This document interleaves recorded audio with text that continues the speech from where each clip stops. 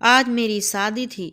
हर लड़की के अपने शादी को लेकर बहुत कुछ सपने होते हैं। वो अपने अरमान अपनी शादी के लिए बचा कर रखती है, लेकिन मेरी शादी जो हुई थी वो दूसरी शादियों से ज़रा अलग थी। ये शादी कम और एक सौदा ज़्यादा थी, मेरी मजबूरी का सौदा। मैं विदा होकर अपने ससुराल आ गई। मेरे ससुराल में सिर्फ मेरा पति और मेरे ससुर ही थे। मेरा स्वागत करने के लिए वहाँ पर कोई भी नहीं था। मुझे सीधा मेरे पति के कमरे में पहुँचा दिया गया। मैं दुल्हन बनी बैठी थी, सदा सा जोड़ा पहने एक आम सी दुल्हन। आने वाले वक्त के डर की वजह से मेरा दिल तेज से धड़क रहा था और हाथों पे बार बार पसीना आ रहा था। मुझे अपने पति के बारे में सुनी गई बातें दिमाग में घूम रही थी। और इससे शादी मत करो, वो पागल है। अरे वो तो इसका साइको है। अरे तुम तो अच्छी भली पढ़ी लिखी लड़की हो, फिर क्यों इस पागल इंसान से शादी करने की बेवकूफ़ी कर रही हो।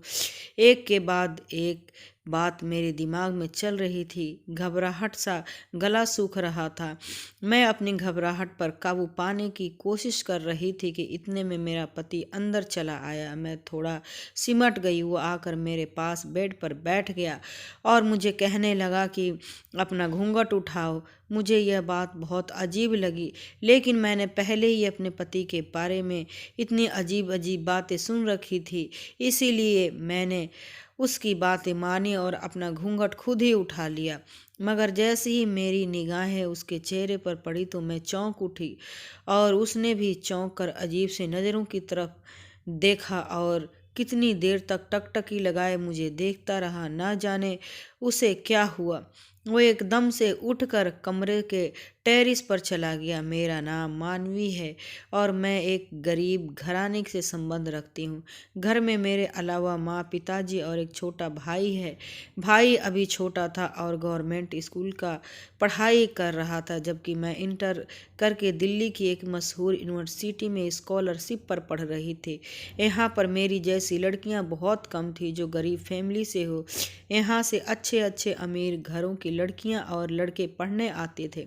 इसीलिए मैं शुरू से ही अपने आप में ही मान रहती थी। मेरी कॉलेज में भी किसी दोस्त नहीं थी और अब यूनिवर्सिटी में भी मैंने किसी से दोस्ती नहीं की थी। बस प्रोजेक्ट्स के लिए क्लास का जो ग्रुप सर ने बनाया था उनके साथ कभी कभी स्टडी के डिस्कशन कर लेती थी। लेकिन इन्हीं दिनों में जयपुर से एक लड़का राहुल माइग्रेट होकर हमारे डिपार्टमेंट में आया था। उसके आते ही पूरे डिपार्टमेंट में उसका चर्चा होने लगा। वो बहुत हैंडसम था और हर लड़की उससे बात करने की तमन्ना रखती थी। मैंने भी पहली नज़र में उसे देखकर कहा अपना दिल दे बैठी थी, लेकिन वो तो ऐसा चाँद था जिसे मैं छूने की तमन्ना भी नहीं कर सकती थी, लेकिन छू नहीं सकती थी। मेरे साथ ऐसा पहली बार हुआ था, लेकिन मैंने फीलिंग्स को दिल में ही दबाए रखा और कभी किसी पर जाहिर नहीं होने दिया। क्लास में जब नए ग्रुप्स बने तो राहुल मेरे ग्रुप में शामिल हो गया। अब अक्सर यही होने लगा कि हमारी बातचीत पढ़ाई के सिलसिले में होने लगी। तभी कभी कभार राहुल मेरे नोट्स भी बना देता और वो हर तरह से पढ़ाई मेरे में मदद करता। असाइनमेंट में मेरे साथ मेरी मदद करता, जबकि किसी और लड़की से वो बात भी नहीं करता था। कुछ लड़कियां तो मुझे कहने लगी कि राहुल तुम्हें पसंद करता है, लेकिन मैं उनकी बात एक कान से निकाल के दूसरे कान से निकाल देती, क्योंकि मुझे अपनी औकात का पता था।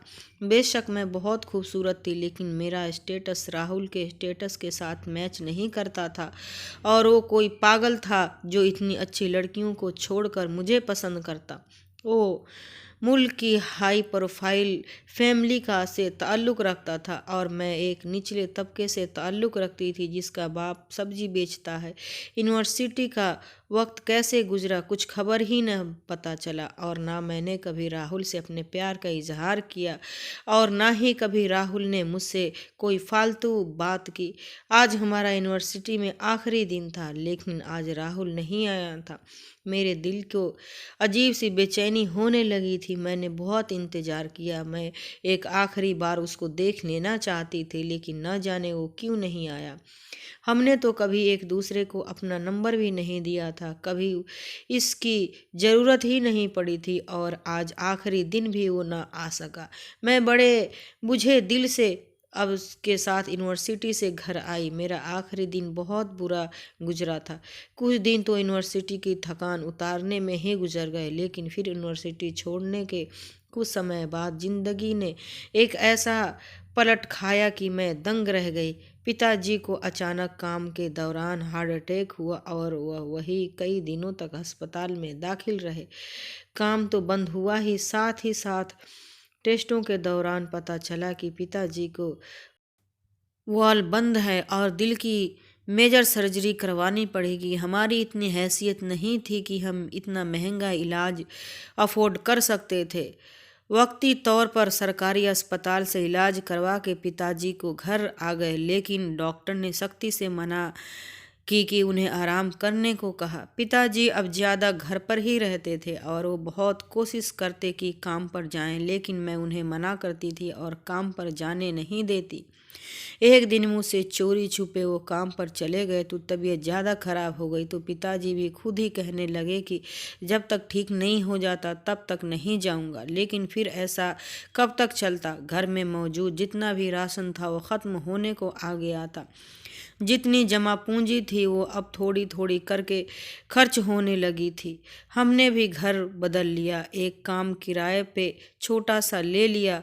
माँ के परेशान चेहरा देखकर मैं खुद परेशान हो जाती थी। भाई तो अभी बहुत छोटा था, इसीलिए सवाल ही पैदा नहीं होता कि वो काम करेगा, तो मुझे ही बाहर कदम निकालना पड़ा। पहले तो पिताजी को ही सब्जी के रेड़ी निकाल कर घर के बाहर लगा ली। प्रतिदिन सुबह मम्मी के साथ जाकर मंडी से ताज़ा सब्जी ले आती और घर के बाहर रख कर बेच देती, लेकिन इसने पैसे नहीं बचते थे कि हमारी डेली के खर्चे पूरे हो जाते। लेकिन पिताजी के इलाज के लिए पैसे कहाँ से आते? इसीलिए मैंने एक फ़ैसला किया कि माँ को इस बारे में बताया। माँ ने बहुत मना किया, लेकिन मैं अपनी बात पर डटी रही और मैंने पिताजी से इजाज़त ले ली। इजाज़त देते हुए पिताजी का दिल भी बहुत भारी हो रहा था, क्योंकि उन्होंने मेरे लिए कुछ और सपने देखे थे और अब एकदम से हालत के पलटने की वजह से वो सब अधूरे रह गए थे। पिताजी की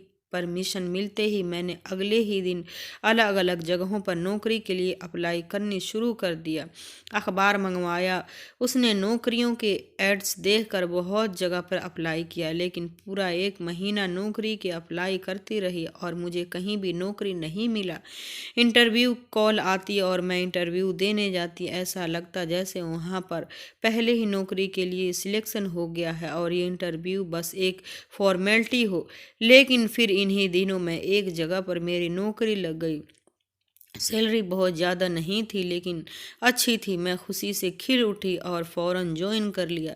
अभी मुझे ज्वाइन किए हुए एक ही दिन गुजरे थे कि बॉस ने मुझे अपने कमरे में बुलाया और कहने लगे, मिस मानवी, आपकी जितनी काबिलियत और जितना अच्छा आप काम करती हैं उसके हिसाब से आपकी सैलरी और पोस्ट कुछ कम नहीं है क्या? बॉस ने मुझे ये सवाल किया तो मैं थोड़ा घबरा गई। कहा क्या बोलूं क्या ना बोलूं, लेकिन फिर हिम्मत जमा करते हुए मैंने हाँ कह दिया और वो कुछ देर मुझे गहरी नज़रों से देखते रहे। मुझे उलझन होने लगी और फिर वो कहने लगे, आपकी सैलरी और पोस्ट बढ़ सकती है, लेकिन अगर आप मुझे खुश करें तो। उसने कहा तो मैं उलझन भरी नज़रों से उनकी तरफ देखा और पूछा, कैसे सर? तो वो अपनी बड़ी कमीनी सी हंसी हंसते हुए कहने लगी, मिस मानवी, आप समझदार हैं, समझ सकती हैं, इसीलिए आपको बस मुझे खुश करना होगा। बॉस की बात सुनकर मेरे तो तन बदन में आग लग गई। मैं एकदम गुस्से से खड़ी हो गई और कहने लगी कि तुम कैसे कमीने की वजह से ही लड़कियां घरों से निकलने को डरती हैं। मैं लानत भेजती हूँ तुम पे और तुम्हारे काम पे। मैं गुस्से से ये कहती हुई ऑफिस से बाहर आ गई। पीछे से वो कमीनी बॉस मुझे आवाज़ें देता रह गया। मेरी आंखों से आंसू बह रहे थे। अपने इतना लाचार और मोल लग रहा था। ये दुनिया मजबूर और लाचारों के लिए नहीं थी।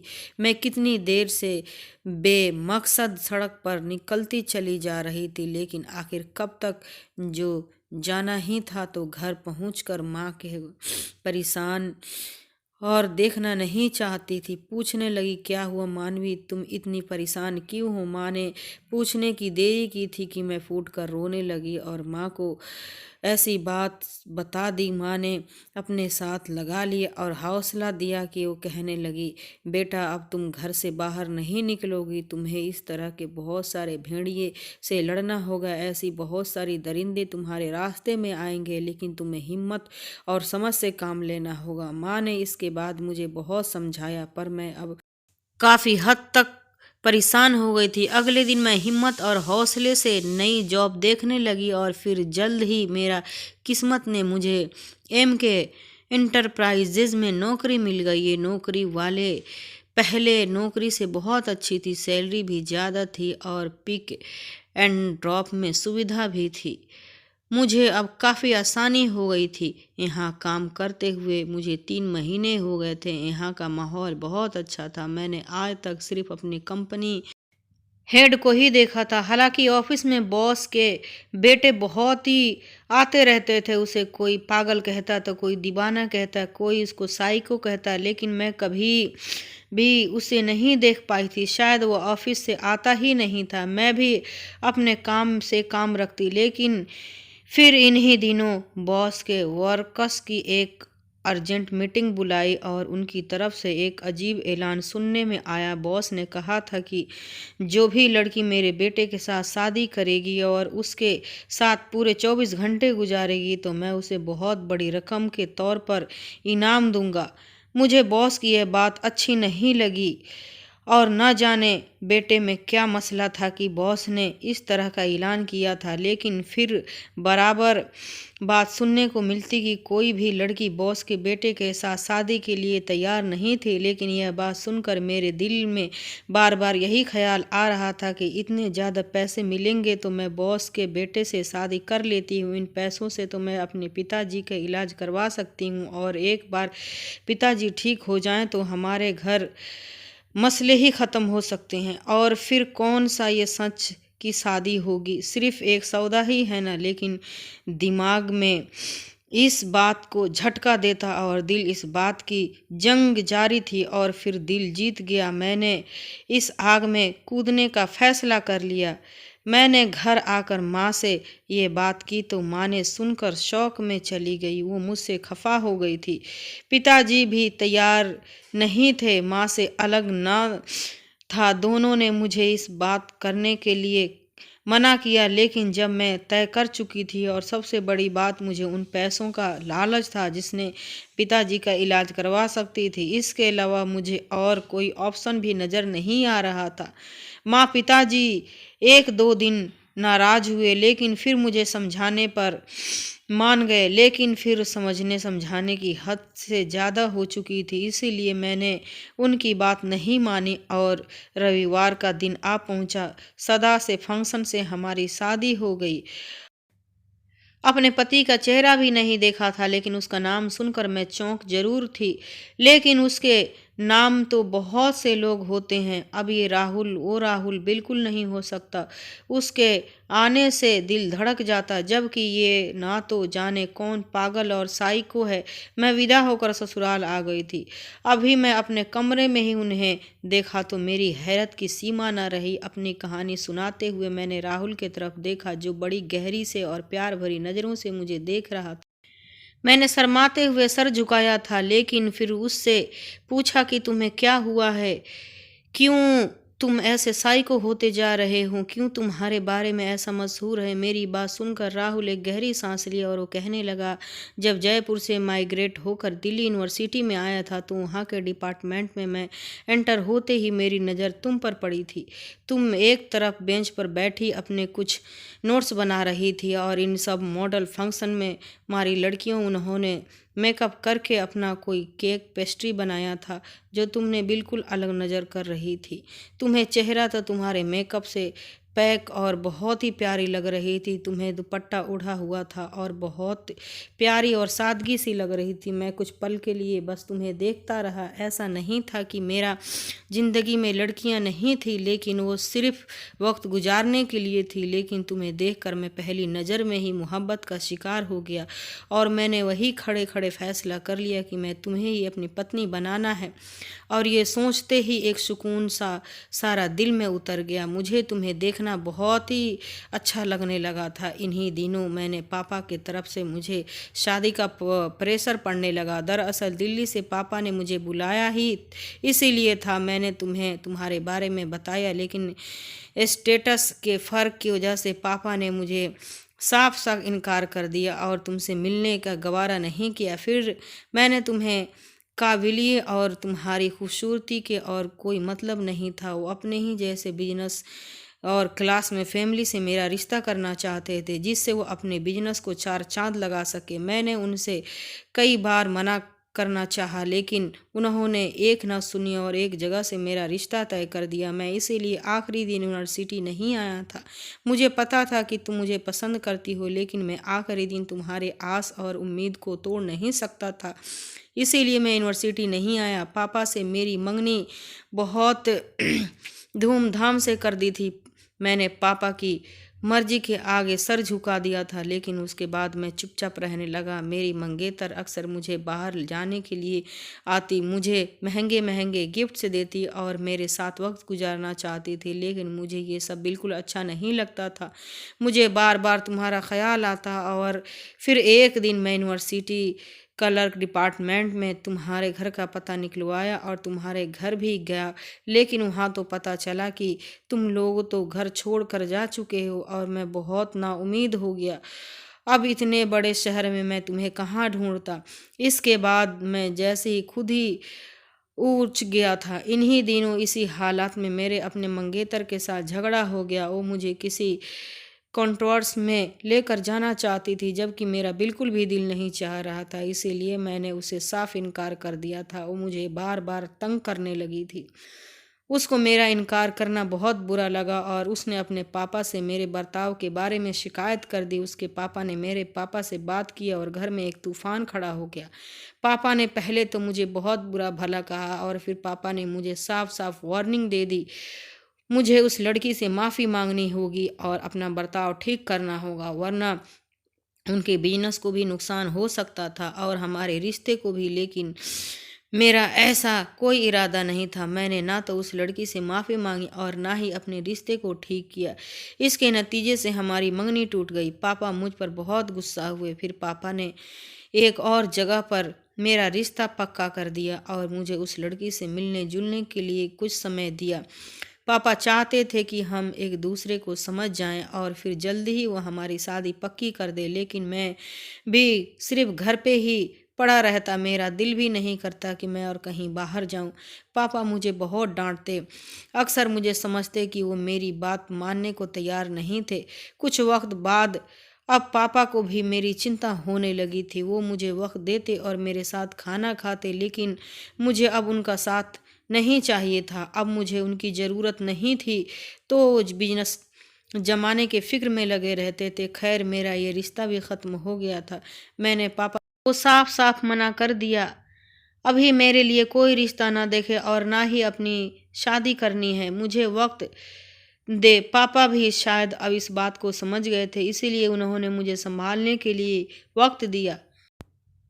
कुछ दिन इसी तरह से गुजर गए। पापा ने इकलौते बेटे को दुनिया से अलग थलग और दुनिया से उचाट देखे तो उन्हें अच्छा नहीं लगता। अक्सर वो मेरे दोस्तों को कॉल करके बहाने से बुला लेते, जबकि मैं खुश हूँ, लेकिन मैं वक्ती तौर पर तो बदल जाता और फिर जब बाद में उसी हालत का शिकार हो जाता। कुछ दिन बाद पापा मुझसे कहने लगे कि तुम उस लड़की को ढूंढ लो। अगर तुम 1 महीने के अंदर अंदर उसे ढूंढने में कामयाब हो गए तो मैं तुम्हारी शादी उसके साथ करवा दूंगा, वरना फिर तुम्हें मेरी बताई हुई लड़की से शादी करना पड़ेगा। पापा की शर्त मानकर मैं तुम्हें ढूंढा। फिर तुम्हारे पुराने मोहल्ले भी गया, वहाँ से तुम्हारा नया पता लिया, लेकिन उन्होंने जो बात बता दिया वो गलत निकला। तुम्हारे पापा के बारे में मुझे कुछ पता ही नहीं था। इसीलिए क्या पूछताछ करता है। एक महीना कैसे गुजर गया मुझे कुछ पता ही न चला। मेरे पास तुम्हारे कोई तस्वीर भी न थी और ना ही तुम्हारी कोई ऐसी दोस्त थी जिससे मैं तुम्हारे बारे में कुछ पूछ सकता था। जैसे ही महीना ख़त्म हुआ पापा ने मुझे तुम्हारा पूछा तो मैंने हारे हुए अंदाज में पापा से कहा कि वो जिस भी लड़की से शादी करेंगे मैं तैयार हूँ।